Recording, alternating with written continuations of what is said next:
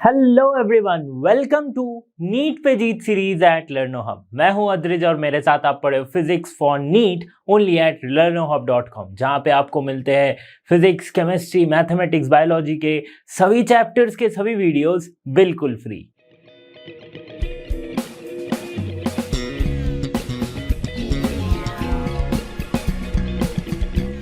Students, NEET पे जीत series का अगला चैप्टर जो होने वाला है थर्मोडायनेमिक्स। बट थर्मोडायनेमिक्स से पहले हम थोड़ा सा इस वीडियो में हम कवर करने वाले हैं, that is transfer of heat को, modes of heat transfer, Newton's law of cooling. बहुत ही छोटा सा एक टॉपिक है जो कि आगे जाके थर्मोडायनेमिक्स को समझने में बहुत हेल्प करने वाली है। तो चलिए शुरू करते हैं इस वीडियो को।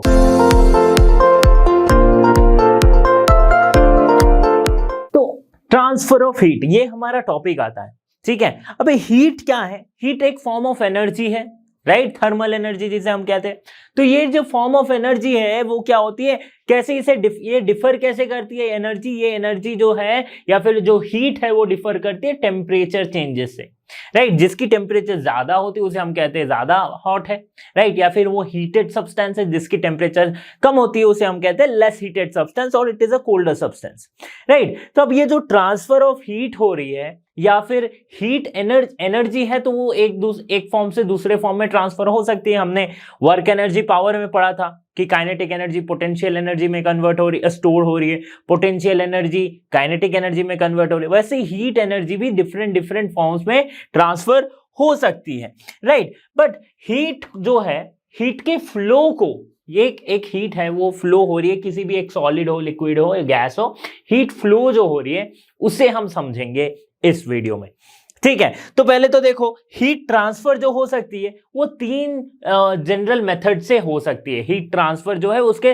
तीन मेजर मेथड्स है। क्या है ये? आप पढ़ते आ रहे हो शुरू से, that is conduction, convection and radiation, ठीक है। तो पहले तो समझो कि heat is a form of energy that flows between. अच्छा, हीट फ्लो कहां से कहां तक होती है? हीट फ्लो कभी भी क्या हीट फ्लो हो सकती है? नहीं। हीट फ्लो का कंडीशन ये है कि दो अगर ऑब्जेक्ट है, दो ऑब्जेक्ट के बीच में अगर हीट फ्लो हो रहा है, इसका मतलब उन दोनों के बीच में टेम्परेचर का डिफरेंस है। किसका डिफरेंस है? टेम्परेचर का। अगर सपोज करते ये है ऑब्जेक्ट ए जो कि है सपोज टेम्परेचर 50 डिग्री सेल्सियस पे, और ये है ऑब्जेक्ट बी जो कि है टेम्परेचर सपोज 100 डिग्री सेल्सियस पे, ठीक है, 100 डिग्री सेल्सियस पे है। और ये जो टेम्परेचर है सपोज करते हैं 25 डिग्री सेल्सियस पे है ना। 25 डिग्री क्यों किया? क्योंकि मैं इसे रूम टेम्परेचर के आसपास लाना चाहता हूं। और हमारी जो रूम टेम्परेचर है वो रूम टेम्परेचर यानी कि सराउंडिंग की टेम्परेचर, एम्बिएंट टेम्परेचर जिसे कहा जाता है, रूम टेम्परेचर जो है वो भी सपोज करते हैं 25 डिग्री सेल्सियस है, ठीक है। अब क्या होगी? हीट फ्लो होगा किस किस के बीच में? ए और बी के बीच में। अब कहां से कहां तक होगा? बी से हीट फ्लो होगा ए तक, ठीक है। फ्लो ऑफ हीट होगा बी से ए तक, हायर टेम्परेचर से लोअर टेम्परेचर के तरफ हीट फ्लो होगा, ठीक है। तो और कब तक हीट फ्लो होगा? जब तक ये दोनों same temperature as of room temperature में ना आ जाए, ठीक है। तो ये क्या होती है? ये होती है हीट फ्लो, ठीक है। जो ये जो हीट फ्लो हो रही है ये किस किस केस में हो सकती है, सॉरी किस किस मेथड से हो सकती है? तीन मेजर मेथड से हो सकती है। उसको हम समझेंगे अब। देखो, तो वो तीन मेजर जो मेथड्स है या फिर तीन जो मोड्स ऑफ हीट ट्रांसफर है वो क्या है? एक कंडक्शन, कन्वेक्शन एंड रेडिएशन। क्या क्या है? Conduction, convection and radiation.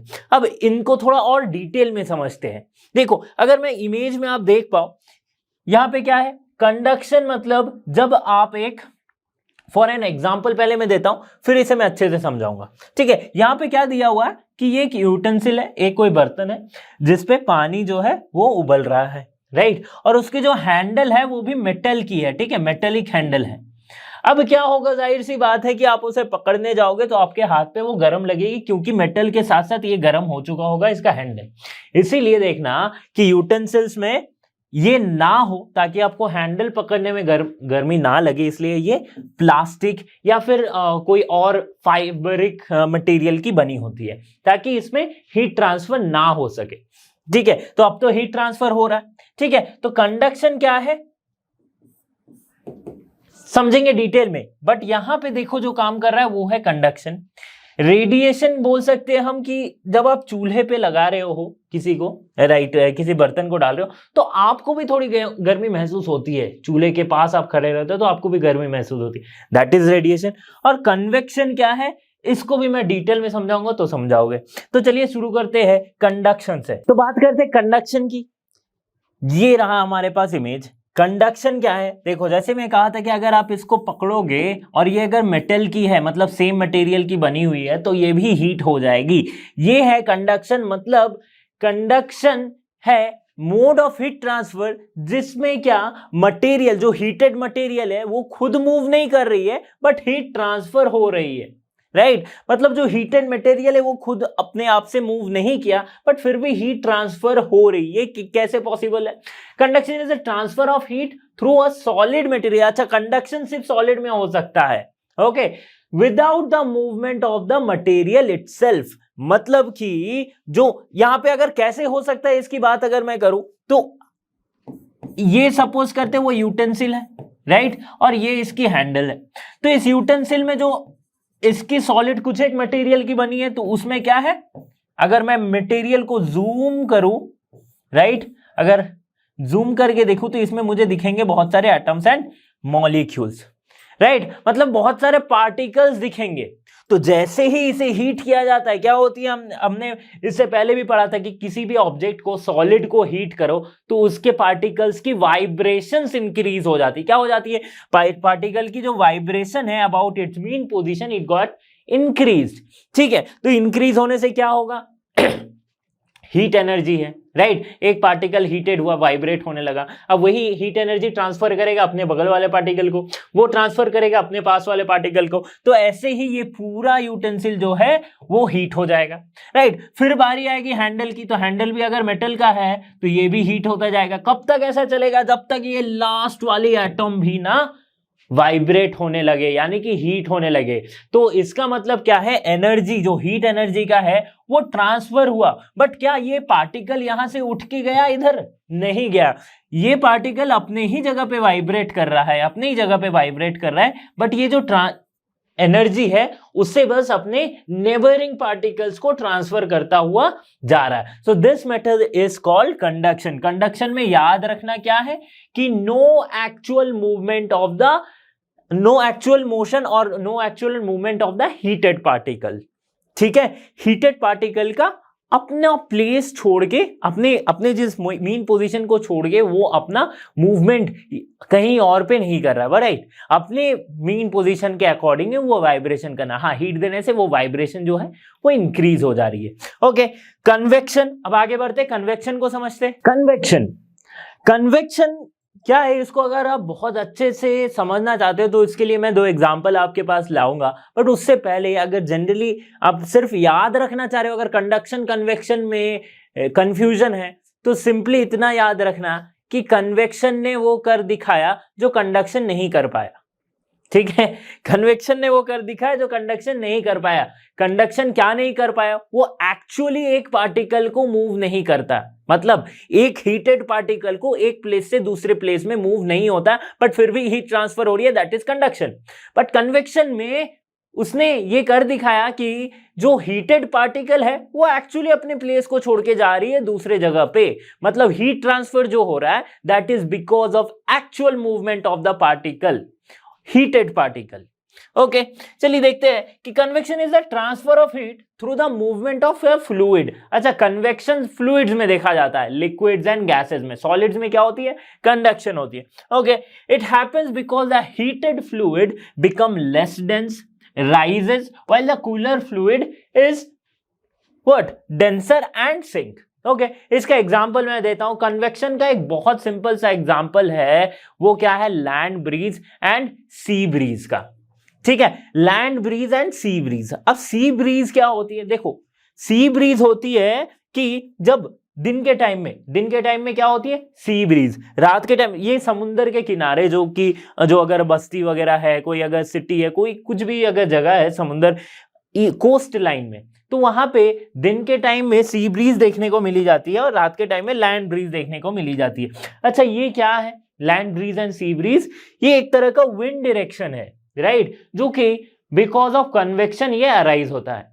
कैसा कन्वेक्शन का, देखो क्या होती है कन्वेक्शन में, मैंने कहा क्या कहा था, अच्छा इससे पहले एक और, अगर पहले इसको समझते फिर इसके बाद में वो वाटर वाले एग्जांपल पे भी जाऊंगा।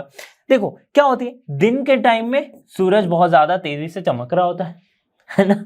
अब क्या होती है कि लैंड जो है, इसी वजह से लैंड जो है वो बहुत जल्दी हीट हो जाता है as compare to the sea water. अगर बहुत बड़ा सी है तो जो लैंड है वो जल्दी हीट हो जाएगा सी वाटर के कंपैरिजन में। ऐसा क्यों होता है?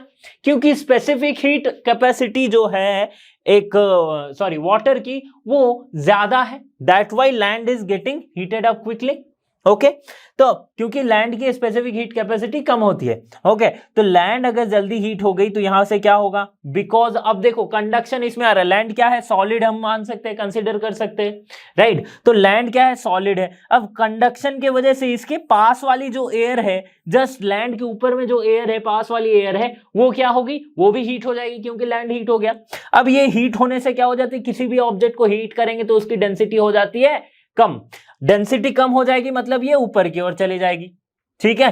तो warm air goes up, warm air goes up, तो वार्म एयर अगर ऊपर चली गई तो इसके जगह को कौन भरेगा, इसके जगह को भरेगा कौन, कूल्ड एयर, मतलब जो ठंडा है, मतलब ये जो ऊपर की हवा है ये, राइट, ये ऊपर की हवा है, ये इसे भरेगी, ठीक है। अब ये वार्म एयर किस तरफ को जाएगी, इस तरफ को फ्लो करेगी, राइट, ऊपर जाके इस तरफ को फ्लो करेगी, और यहां से जो कूलर एयर है वो इस तरफ को आएगी, राइट, इस तरफ को आएगी।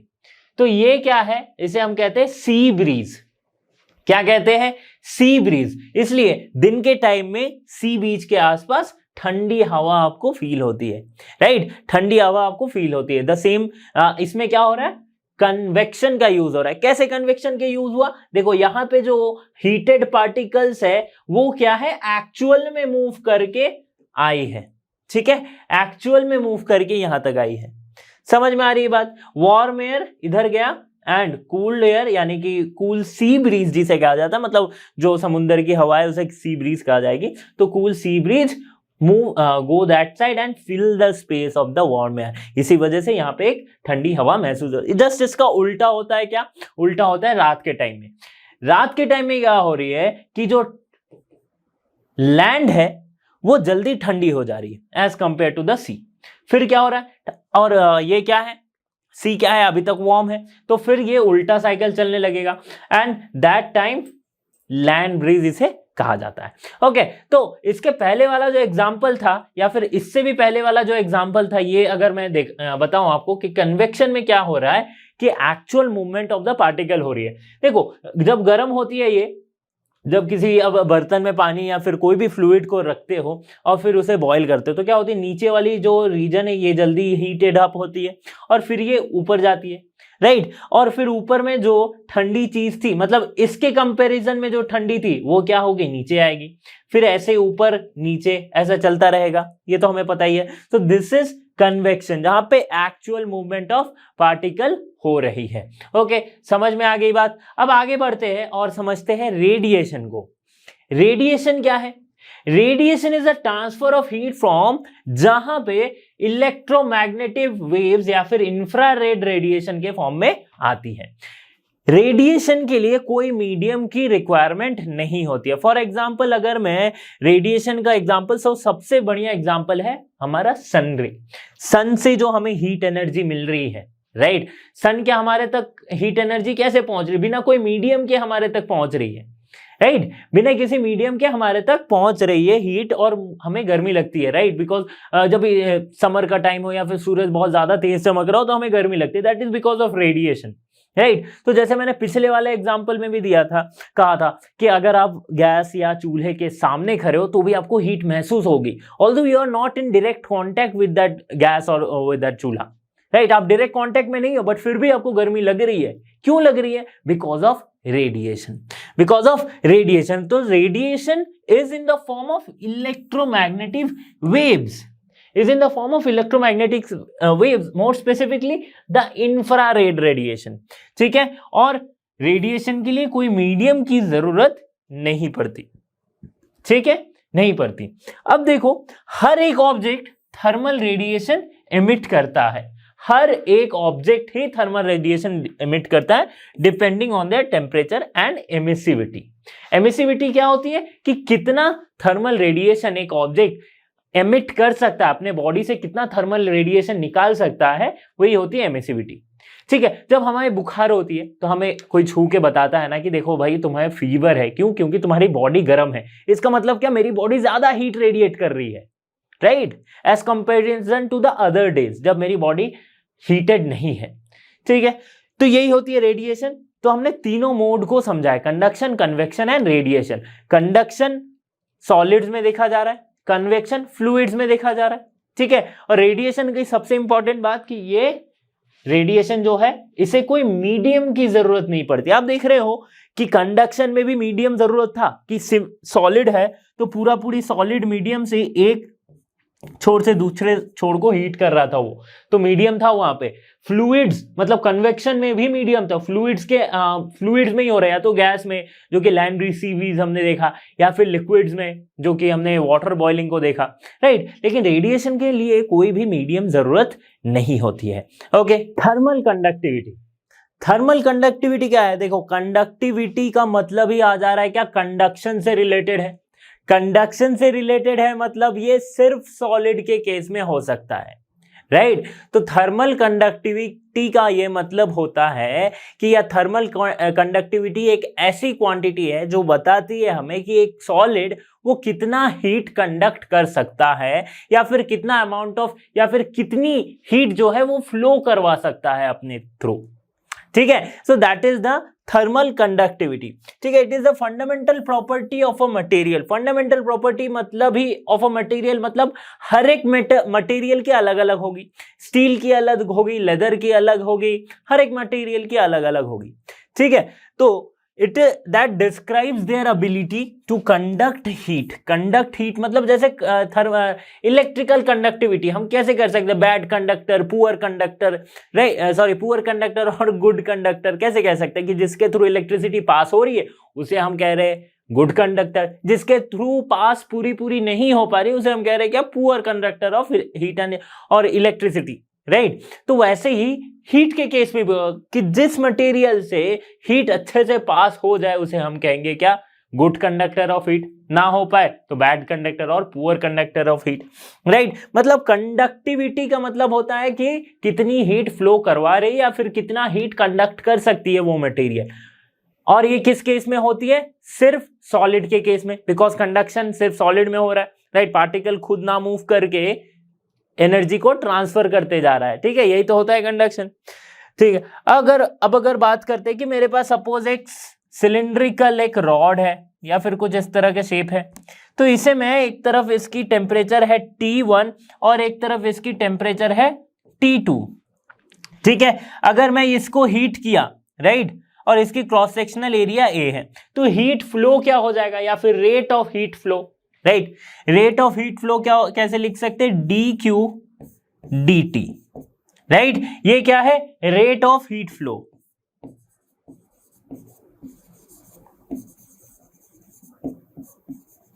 रेट ऑफ हीट फ्लो, ठीक है।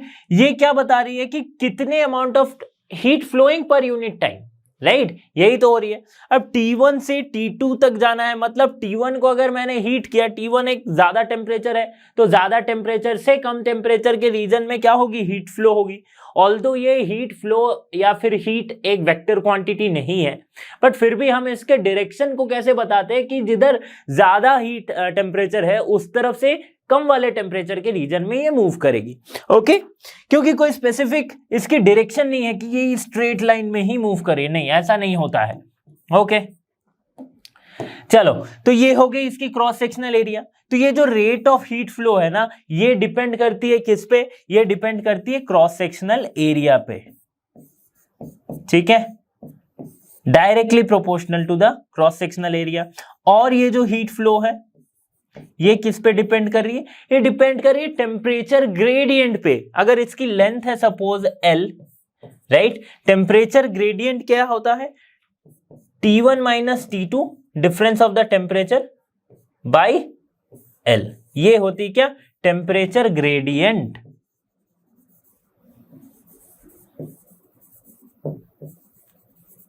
ठीक है, टेम्परेचर ग्रेडियंट। तो dq dt को मैं कैसे लिख सकता हूं, इक्वल्स टू एक कांस्टेंट लगाएंगे that is k t1 minus t2 by l।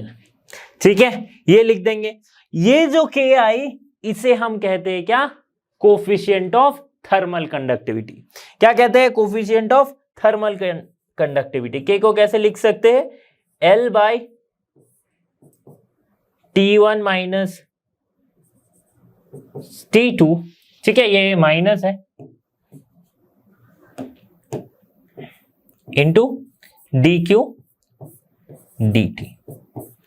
Rate of heat flow जो है dq dt, इससे कहीं कहीं पे हीट करंट भी कहा जाता है। क्या कहा जाता है, हीट करंट।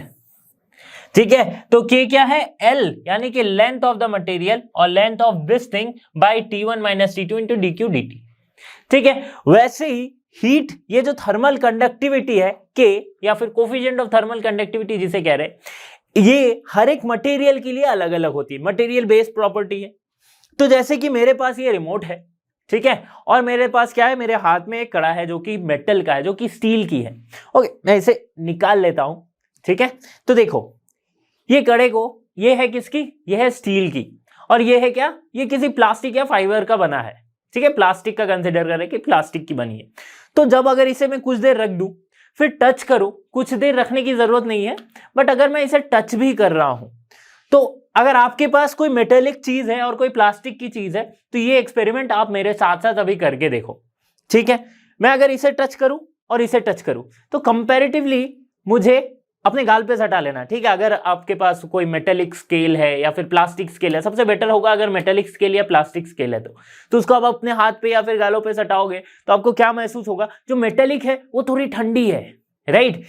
इसके कंपैरिजन में ये थोड़ी ठंडी है, राइट, जो ठंड महसूस होती है। क्यों, देखो आप देखोगे कि जो रोड के आसपास अगर स्टील के बेंचेस होते हैं या फिर जो लोहे के बेंच लगे रहते हैं ना, उस पर आप बैठते ही आपको थोड़ा ठंडा फील होता है, राइट। क्यों ऐसा हो रहा है, और ये ठंडी नहीं है, ये नॉर्मल टेम्परेचर हम कह सकते हैं। इसके कंपैरिजन ये हीट है, ये गर्म है इसके कंपैरिजन में, राइट। तो हम इसे कह रहे हैं कि नॉर्मल टेम्परेचर में है, बट ये ठंडी है। तो हम क्या, इसका मतलब ये हुआ कि इसकी टेम्परेचर ज्यादा और इसकी टेम्परेचर कम है। क्या हम कह सकते हैं ये? अगर आप ये कह रहे हो तो आप गलत कह रहे हो। क्यों गलत है वो मैं बता रहा हूं। देखो, दो ऑब्जेक्ट है, ये रहा मेरा बैंगल या फिर कड़ा जो भी है, और ये रहा रिमोट। ठीक है, ये है प्लास्टिक की, ये है स्टील का। ठीक है, ये हमें दिखा रही क्या, गर्म है, और ये हमें क्या पता चल रहा है, ठंडी है। तो इसके केस में क्या हो रही है, अगर मैं कॉमन सेंस से बात करूं, अगर थोड़ा सा भी कॉमन सेंस लगाएंगे तो हम क्या कह सकते हैं कि दोनों ऑब्जेक्ट जो है वो तो रूम टेम्परेचर में है, चाहे ये रिमोट हो चाहे ये कड़ा हो, दोनों ही रूम टेम्परेचर में है। तो टेम्परेचर डिफरेंस कैसे आ सकता है? तो हम कह ही नहीं सकते कि एक गर्म है एक ठंडी है, नहीं कह सकते ना। तो क्या ऐसा हो रहा है, ये बनी है प्लास्टिक की, इसकी थर्मल कंडक्टिविटी कम होती है, मतलब इससे हीट फ्लो कम होगा, right, as comparison to this, right, sorry this जो कि है स्टील की, जिसकी थर्मल कंडक्टिविटी ज्यादा है, तो अपने आप से हीट फ्लो कर सकता है, राइट, हीट फ्लो कर सकता है। हीट फ्लो कर दिया, जितनी हीट आई हीट फ्लो कर दी, तो ऑब्वियसली तो ठंडी लगेगी, राइट। तो ये था सिंपल सा एग्जांपल ऑफ कंडक्टिविटी का। ओके, तो ये आपको समझ में आया कि के क्या होता है, कोफिशिएंट ऑफ थर्मल कंडक्टिविटी। इससे अगर मैं रिलेट करूं तो यहां पे एक लॉ आती है जिसे हम कहते हैं वीटमैन-फ्रांज लॉ, वीटमैन-फ्रांज लॉ, और जिसे हम लॉरेंज नंबर भी कह सकते हैं। क्या है ये एक रिलेशनशिप है, एक रेशियो है between the electrical conductivity to the thermal conductivity, मतलब सिग्मा और इसके बीच का रिलेशन है। ये क्या कह रहा है कि अगर कोई भी ऑब्जेक्ट किसी पर्टिकुलर टेम्परेचर पे हो तो इनकी जो रेशियो है वो प्रोपोर्शनल होगी किसके, एब्सोल्यूट टेम्परेचर के, राइट, एब्सोल्यूट टेम्परेचर के प्रोपोर्शनल होगी। और इसे अगर मैं प्रोपोर्शनलिटी को हटाऊं तो हम लिखते हैं एल टी, तो सिग्मा बाई के टी इक्वल्स टू एल। ये एल क्या है, इसे कहा जाता है लॉरेंज नंबर। क्या कहा जाता है, लॉरेंज नंबर। ओके, और ये जो है ये कांस्टेंट होता है for a particular material, for any material. किस किस के बीच का रिलेशन है, electrical conductivity and thermal conductivity के बीच का रिलेशन है। सिग्मा इज इलेक्ट्रिकल कंडक्टिविटी, के इज थर्मल कंडक्टिविटी। ठीक है, तो इससे बेस्ड एक बार सवाल पूछा गया था, इसलिए मैं ये पढ़ा दे रहा हूं। क्या, कौन सा लॉ है ये, Wiedemann Franz law, sorry Wiedemann Franz law. dq dt को मैं कैसे लिख सकता हूं, dq dt equals to k a t1 minus t2 by l। ठीक है, ये जो k है ये है क्या, कोफिशिएंट ऑफ थर्मल कंडक्टिविटी। ठीक है, सो k को मैं कैसे लिख सकता हूं, k equals to dq dt into l ऊपर जाएगा t1 minus t2 into a। ठीक है, और l by a into t1 minus t2। Thermal resistance, thermal resistance just analogous है किसके, इलेक्ट्रिकल रेजिस्टेंस से। इलेक्ट्रिकल रेजिस्टेंस में हम क्या कहते थे, इलेक्ट्रिकल रेजिस्टेंस मतलब एक रेजिस्टेंस प्रोवाइड, एक रेजिस्टेंस जो एक ऑब्जेक्ट प्रोवाइड करती है जब उसके थ्रू एक इलेक्ट्रिक करंट पास होना चाह रही है। वैसे ही हीट के केस में हो रहा है कि अगर एक ऑब्जेक्ट रेजिस्टेंस प्रोवाइड कर रही है जिस किसके अगेंस्ट, हीट फ्लो के अगेंस्ट, तो उसे हम कहेंगे क्या, thermal resistance of that particular object. ठीक है, सो थर्मल रेजिस्टेंस फिर से मटेरियल टू मटेरियल वैरी करती है। थर्मल रेजिस्टेंस होती क्या है, R, that is temperature difference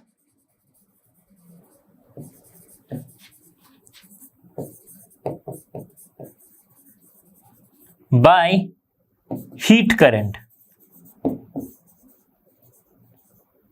heat current, अब हीट करंट क्या है, वही जो हमने पढ़ा था, heat current that is dq dt equals to k into t1 minus t2 by l। तो अगर मैं temperature difference that is t1 minus t2 इसको मैं डेल्टा t मान लूं तो क्या हो जाएगा, delta t by heat current क्या होती है, dq dt that is k a into delta t by l। ठीक है, so delta t will cancel out, हमारे पास आया क्या, l बाई के ए क्या है, क्रॉस सेक्शनल एरिया। तो हीट रेजिस्टेंस को R equals to L by K A हम लिख सकते हैं। Okay, Newton's law of cooling. Newton's law of cooling क्या है, न्यूटन का एक लॉ है कि एक ऑब्जेक्ट किस तरह से कूल होती है। ठीक है, हमें तो ये पता है कि अगर आप कोई गर्म ऑब्जेक्ट को, जैसे कि यहाँ पे मैंने एक चाय की इमेज डाली, मतलब कि एक अगर कोई भी गर्म ऑब्जेक्ट को आप रखते हो रूम टेम्परेचर में, राइट, या फिर जिसका टेम्परेचर रूम टेम्परेचर से ज्यादा है, तो उसकी कूलिंग कैसी होगी, उसकी कूलिंग कुछ इस तरह से होगी कि वो जो टेम्परेचर डिफरेंस है उसके प्रोपोर्शनल होगी क्या, rate of change of temperature of an object is directly proportional to the temperature difference between the object and the surrounding temperature। मतलब बहुत ही सिंपली अगर देखा जाए तो rate of change of temperature क्या है, dq dt से हम कह सकते, रेट ऑफ कूलिंग, राइट, ये क्या है, that is rate of cooling. dq dt को क्या कहते हैं, रेट ऑफ कूलिंग। ये किसके प्रोपोर्शनल है, ये प्रोपोर्शनल हो रही है टेम्परेचर डिफरेंस, मतलब इस ऑब्जेक्ट की टेम्परेचर प्लस और जो सराउंडिंग टेम्परेचर है Ts, that is the surrounding temperature, और एम्बिएंट टेम्परेचर, उसके डिफरेंस के डायरेक्टली प्रोपोर्शनल होती है क्या, रेट ऑफ कूलिंग, जिसे हम कुछ इस तरह से भी लिख सकते हैं। अच्छा, रेट ऑफ कूलिंग है मतलब गर्म ऑब्जेक्ट ठंडी हो रही, तो यहां पे हम एक नेगेटिव साइन ले सकते हैं। ठीक है, अच्छा, नेगेटिव साइन का मैथमेटिकल मीनिंग भी है, तो हम सिंपली माइनस dq dt लिखते हैं, माइनस dq dt, और dq dt is equals to, proportionality को हटाने के लिए हम क्या लेते हैं, एक constant of proportionality that is minus K t minus ts। ये t क्या है, temperature of the object, and ts is the surrounding temperature. समझ में आ रही है बात। तो अगर मैं रेट ऑफ कूलिंग यानी कि टेम्परेचर डिफरेंस और टाइम के बीच में अगर मैं कर्व बनाऊं, टेम्परेचर डिफरेंस मतलब क्या है, ये T माइनस TS, ठीक है, सॉरी, ठीक है। अगर टेम्परेचर डिफरेंस और टाइम के बीच का कर्व बनाओ, डेल्टा T, यही है T माइनस TS, ठीक है। यहां पे स्मॉल t क्या है, टाइम, ये रेट मतलब ही टाइम होती है, पता है आपको, मतलब टाइम का डिफरेंशियल, ठीक है। तो वो कर्व कुछ दिखेगा इस तरह से। मतलब क्या है इस कर्व का, कि पहले पहले तो कूलिंग बहुत तेजी से होगी, फिर जैसे जैसे टेम्परेचर ऑफ द ऑब्जेक्ट, मतलब ये टेम्परेचर ऑफ द ऑब्जेक्ट और सराउंडिंग टेम्परेचर आसपास की ओर आने लगेगी, कूलिंग जो है वो स्लो डाउन हो जाएगी और धीरे धीरे कहां पे हो जाएगी, एक जब ये टेम्परेचर ऑफ सराउंडिंग को रीच कर जाएगी तो ये उसी टेम्परेचर में कांस्टेंट हो जाएगी। मतलब पहले पहले कूलिंग जो है, यानी कि टेम्परेचर का जो घटना हो रहा है, जो रेट ऑफ कूलिंग है वो बहुत फास्ट हो रही है, बट धीरे धीरे वो क्या हो रही है, सैचुरेट हो जा रही है, सैचुरेट हो जा रही है। यही तो आप देखते हो, राइट, यही तो आप देखते हो कि कप को, अगर चाय की आप कप रखते हो टेबल पे तो कुछ देर बाद वो क्या है, ठंडी हो जाती है। ठंडी कब तक ठंडी हो जाती है, मतलब सराउंडिंग के टेम्परेचर के बराबर हो जाती है। लेकिन बहुत ज्यादा गर्म चाय है तो ज्यादा जल्दी जल्दी ठंडी होगी, राइट, गर्म चाय तो ज्यादा जल्दी जल्दी ठंडी होगी। अच्छा, ये के क्या है, ये है कांस्टेंट ऑफ प्रोपोर्शनलिटी, ठीक है, कांस्टेंट। और ये के जो है वो मटेरियल के प्रॉपर्टी पे डिपेंड करता है, बहुत चीजों पे डिपेंड करता है। ये मतलब कि मटेरियल से रिलेटेड ही डिपेंड करता है। कैसे, इसके सरफेस एरिया पे डिपेंड करता है, ये कौन सी लिक्विड है उस पे डिपेंड करता है, कौन सी फ्लूइड है उस पे डिपेंड कर रहा है, सरफेस एरिया पे डिपेंड कर रहा है। मतलब देखो क्या, जब चाय को, अगर चाय की देखो, चाय की जो कप होती है वो छोटी सी होती है, राइट, छोटा सा इसका सरफेस एरिया छोटा सा होता है, राइट, क्यों, क्योंकि हमें चाय गर्म पीनी होती है, राइट, चाय जो है वो गर्म पीनी होती है। लेकिन आप बहुत लोगों को देखोगे कि जब चाय को जल्दी ठंडी करनी चाहे, या फिर कोई भी ऑब्जेक्ट को, आप दूध को भी देखो, अगर ठंडी करने चाहो तो हम क्या करते हैं, उसे किसी बड़े सरफेस एरिया वाले बर्तन में रखते हैं, राइट। तो आपने देखा होगा कि जब चाय को ठंडी करनी हो या फिर दूध को ठंडी करनी हो तो क्या करते हैं, हम उसे प्लेट में लेते हैं या फिर सॉसर में, जो इसकी सॉसर है इसमें डालते हैं। तो इसमें क्या होती है, जल्दी वो रेट ऑफ कूलिंग जो है वो फास्ट हो जाता है। तो ये जो के है यही वो फैक्टर है, ये डिपेंड कर रहा है इसके सरफेस एरिया पे कि कौन सी लिक्विड है वो, चाय या कॉफी है, मिल्क या पानी है, कुछ भी है उस पर डिपेंड कर रहा है, ठीक है। तो आगे हम देखेंगे कि ये इक्वेशन का डिफरेंशियल फॉर्म, ठीक है, ये इक्वेशन क्या है, dq dt और इक्वल्स टू माइनस के into temperature difference that is T minus TS।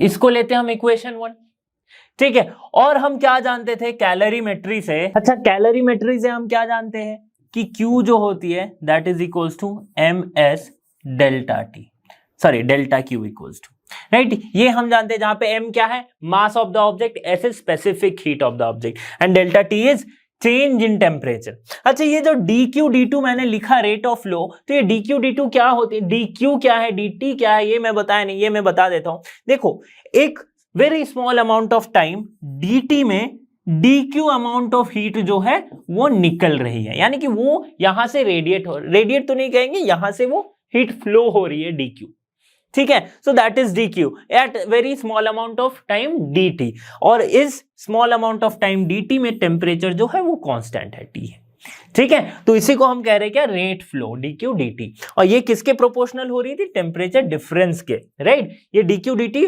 Overall की बात कर रहे थे।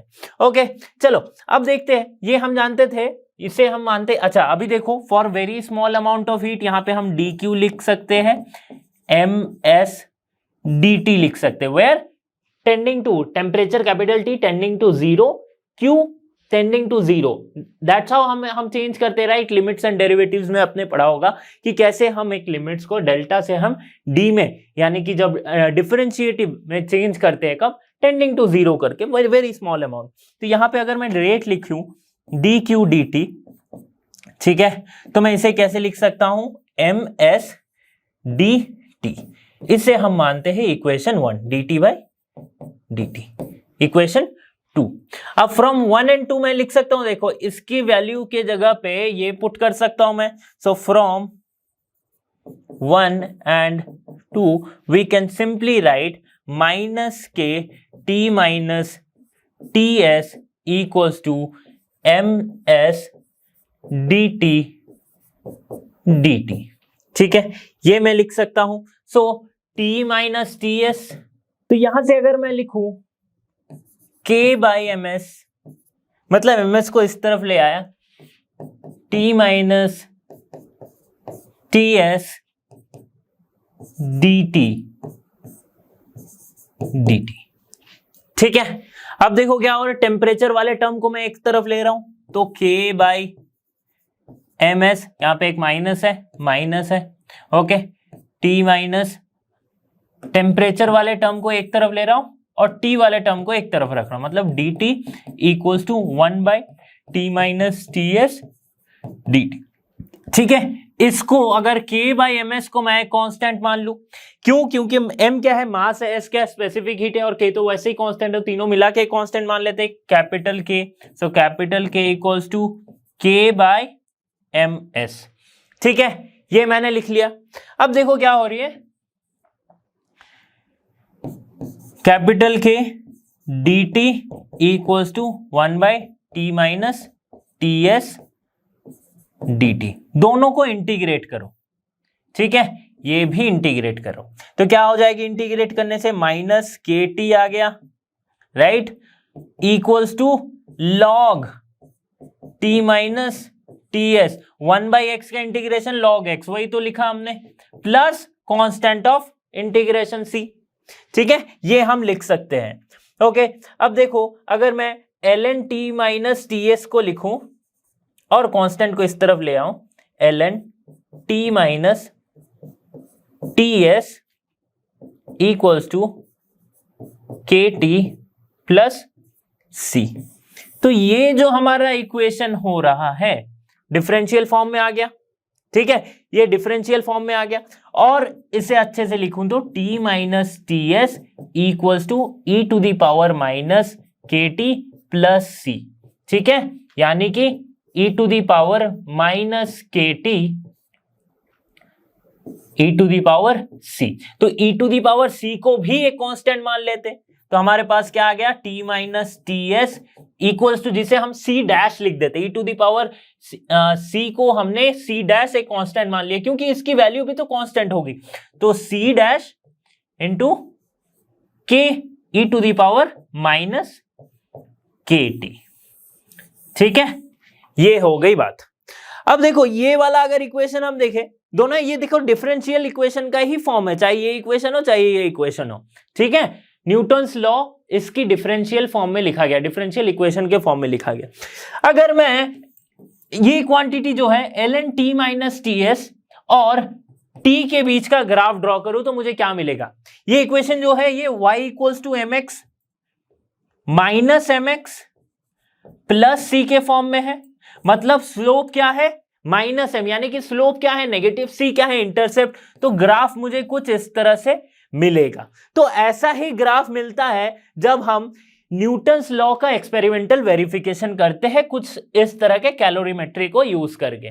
तो जब इसमें log n यानी कि ln t minus T not का ग्राफ बनाया जाता है, कंपैरिजन किया जाता है t के साथ, तो हमें ग्राफ देखने को मिलता है इस तरह से, राइट, स्ट्रेट लाइन, हर एक पॉइंट पे ये स्ट्रेट लाइन ग्राफ देखने को मिलता है।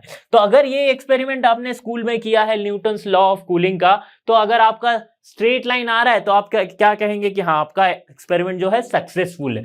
ये किस किस के बीच का है, log T minus T not, यानी कि temperature of the object minus the surrounding temperature, और ये टाइम के बीच का।